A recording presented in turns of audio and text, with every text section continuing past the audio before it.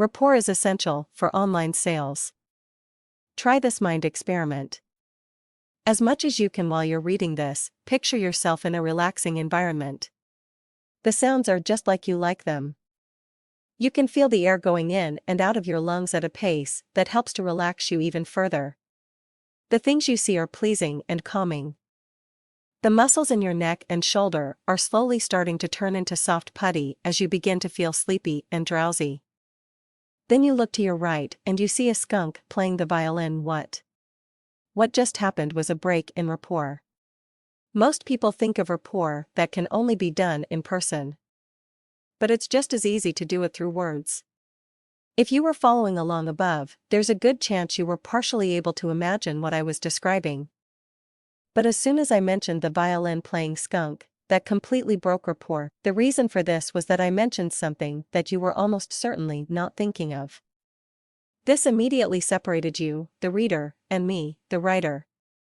I went from somebody who was gently guiding you into relaxation to somebody who was saying something that was absolutely not true in your world. If you've got a long sales page, what do you think your customers will do as soon as you break rapport?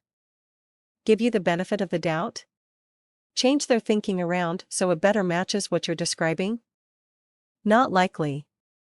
What usually happens is they quickly think, "Oh, this isn't for me," and click off. Oftentimes, they don't even have a conscious thought. They just get an icky feeling and go somewhere else. Is it any wonder that most sales pages, even those written by the highest paid copywriters, get very low conversions? How do you avoid this? There are 2 ways. Point 1 is to have a really good idea of what your potential customers are thinking. This comes from doing tons and tons of research.